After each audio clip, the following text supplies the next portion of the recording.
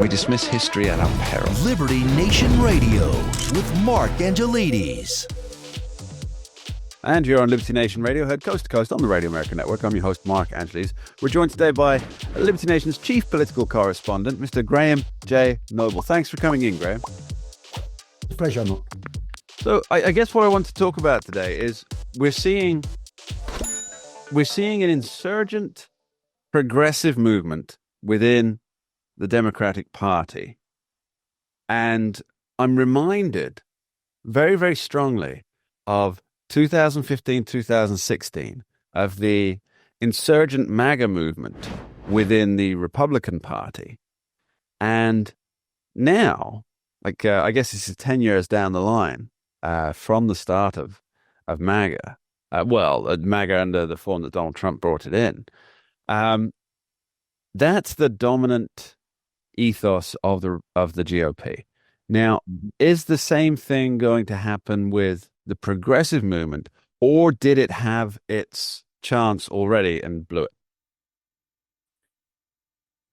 Well, you could say there's a lot to unpack there. I think that the bottom line is about leadership. Any political movement, whether it's new or just a kind of a rehash of something that came before, but it needs a strong leader. It needs someone to coalesce around, and that person to drive it forward. Because as people have mentioned often before, the whole MAGA, America First populist thing wasn't really invented by Trump. It was already there. It began really, I guess you could say it began with the Tea Party. Some would argue maybe that it's been around, lurking in the background even before that. But, and the Tea Party itself wasn't actually very successful, really, ultimately. It really kind of blew over, and it was kind of already perhaps in decline when suddenly Trump came along and revived that whole political ethos. Yeah, that whole thing. He kind of revived it and suddenly made it into something that was really challenging to the establishment. And of course, the rest is history kind of thing. Whereas the progressives, they don't really have a specific leader. I mean, they have lots of people kind of out there shouting and screaming and singing and making the rest of us cringe as we watch it. But they haven't really Alexandria Ocasio-Cortez, Bernie Sanders, they're not really leaders, because neither one of them has any charisma. Let's face it. They do a lot of shouting and screaming. Bernie Sanders obviously has got his own little zealously loyal following, but I don't think there's enough of them to make a difference. So basically, I think the MAGA movement found its leader, the progressive, this kind of new kind of radical progressives who are, really got their claws into the Democratic Party now and are transforming it. But nevertheless, they still don't have a strong central figure to kind of drive them forward. Yeah, I think you probably got that right. And it's interesting that you mention Bernie Sanders there, because obviously the guy's been in politics, I think, longer than I've been alive. But he since 2015, I think he spoke out against the assassination of Julius Caesar, if I remember. He did. Or for it. You never know with Bernie Sanders. So you have Bernie Sanders, who's been in politics a long time.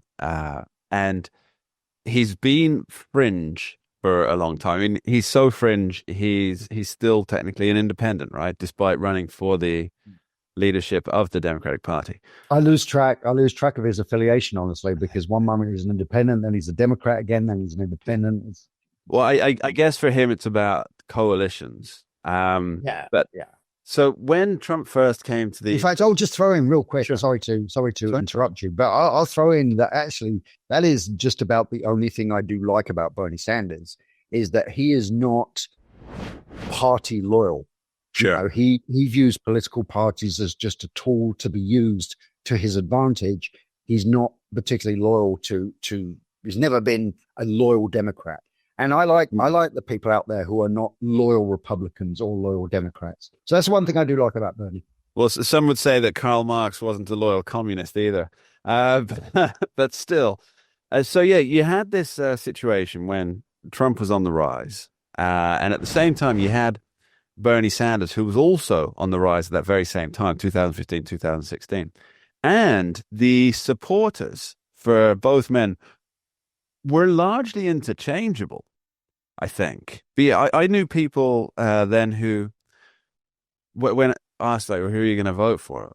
When it eventually, when the primaries finally sort themselves out, it's like, well, it's either Bernie or Trump. And it's so weird because they're such different figures. But you're right, they have, well, Trump definitely has the charisma. Bernie Sanders, but he doesn't seem to have that. So I think what he's doing now is he's kind of hitching his wagon to what he sees as the star power of Alexandria Ocasio-Cortez, who really doesn't have much in the way as what I'd see as a political philosophy. I think she's more a vessel for the far left fringe ideas. And there's not one that she doesn't seem to adopt and clasp to her chest and start championing, even though, no matter how ill thought out they are. And so, but the two of them together, they appear to be the vehicle that's trying to thrust the progressive element to the forefront of the Democratic Party, to the point where there's a lot of talk about AOC primarying Chuck Schumer for his seat in the Senate. But I wonder if the progressive have already had their shot, because they had Joe Biden, who was elected as a moderate but governed as a progressive, and then you had Kamala Harris, who embodied everything. She jettisoned her career as a prosecutor, putting black men in jail for drug use, whilst smoking drugs herself, as she admitted on more than one podcast. But then she became this is the progressive dream, and she failed. So I wonder, I just don't think it has the energy to carry on, does it?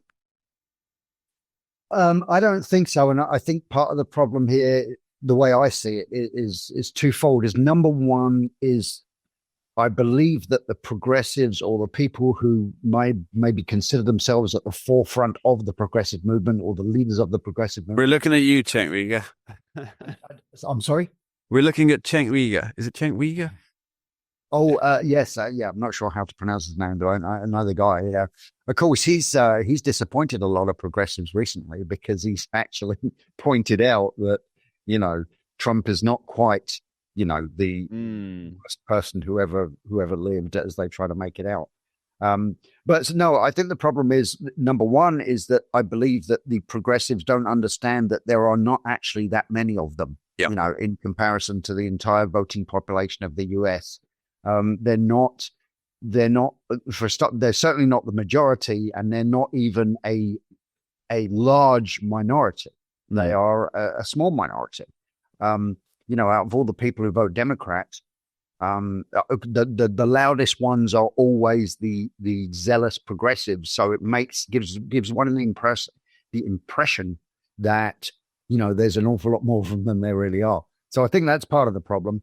And again, I think to a certain extent they lack principle. And I think the people behind the scenes, the real astute, savvy operatives behind the Democratic Party, do realize that these people lack principle, because, we kind of conservatives and libertarians, those of us who are on that kind of side of the political spectrum, we're often pointing out their hypocrisy. And it's constant. It's constant. One day they will say something, and then the following day they will say something which completely contradicts the spirit of what they said the day before. And I think that's a real problem. As you compare to the kind of the Make America Great Again movement, it largely is based on a set of principles that they are following through on, and that people really believe in. The progressives seem to change their mind from one day to another, and it's largely driven by what Trump is saying and doing. And that's their other problem, is that they're reactive rather than proactive. Yeah, I think that's a great point, Graham. Now, we're going to be back with Graham J. Noble after this short break. Don't go anywhere. We dismiss history at our peril. Liberty Nation Radio with Mark Angelides.